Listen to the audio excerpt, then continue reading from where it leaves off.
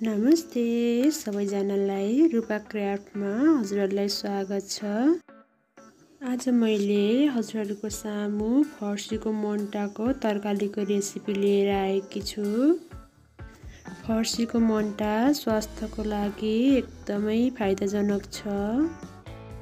कृपया अन्तिमसम्म हेरेर साथ दिनुहोला। अब लागौँ फर्सीको मुन्टाको तरकारी बनाउनतिर। मसँग रहेको छ फर्सीको मुन्टा। मैले यसलाई राम्रोसँग पखालेर राखेको छु। यस फर्सीको मुन्टाको बाहिरको बोक्रालाई यसरी फाल्नुपर्छ। सबै मुन्टाहरूलाई यसरी फालेर राम्रोसँग खेलाउँदै जानुपर्छ।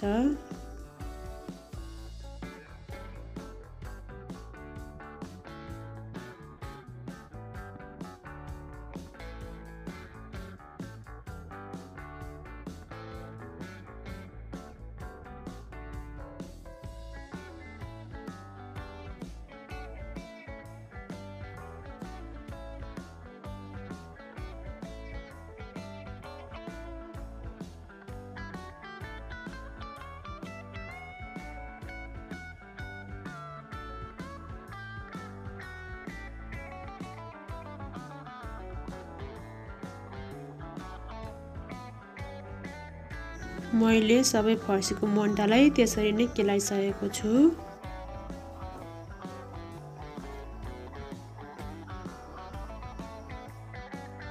र मैले दुईटा आलुलाई पनि यसरी काटेर राखेको छु। फर्सीको मुन्टाको तरकारी पकाउनको लागि मैले सुरुमा एउटा भाँडो बसालेको छु। अब यस भाँडोमा 2-3 चम्चा जति तेल राख्नुपर्छ।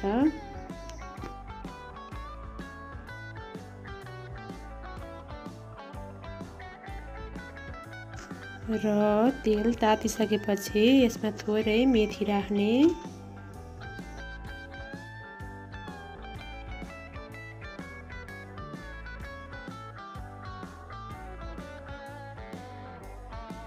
मेथी रातो रातो भएपछि आधा चम्चा जति जिरा पनि राखे।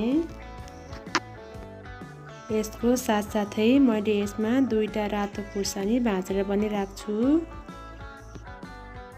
यति राखिसकेपछि अब मैले आलु राखे सुरुमा। त्यसलाई आलुलाई पकाउनु पर्छ। यसलाई चलाउँदै पकाउँदै गर्नुहोला।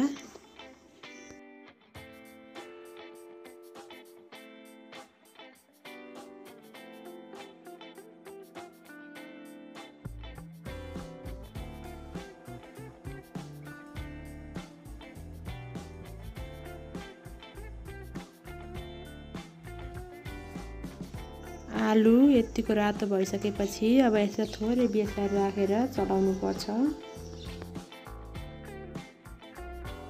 र आलु यतिको रातो भइसकेपछि यसमा अब फर्सीको मुन्टा मिसाइदिन्छु।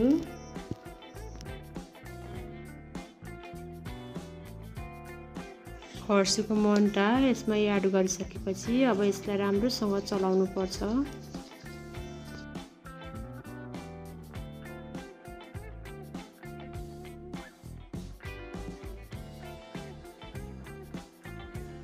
अब यसमा मैले स्वाद अनुसार नुन पनि राखेँ। अब यस फर्सीको मुन्टालाई राम्रोसँग चलाउनु पर्छ। यसलाई चलाउँदै पकाउँदै गर्नुपर्छ।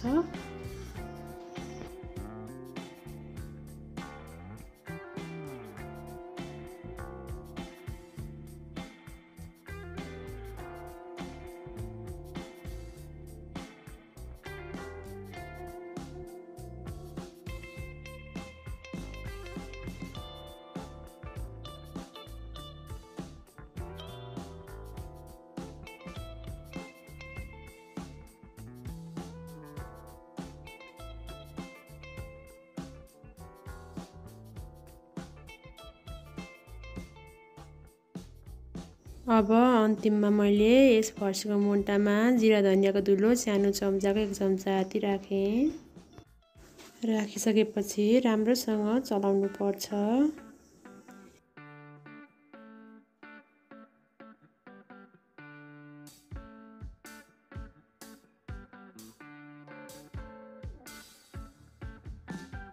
फर्सीको मुन्टा र आलु पाकिसकेको छ।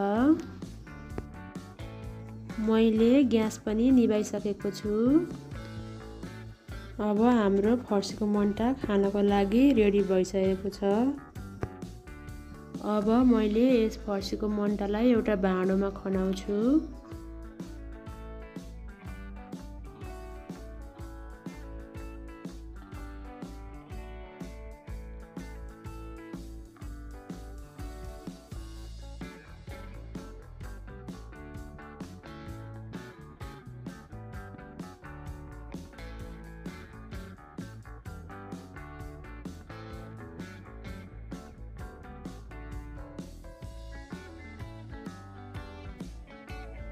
अब यस फर्सीको मुन्टालाई हजुरहरूले खानासँग खान सक्नुहुनेछ।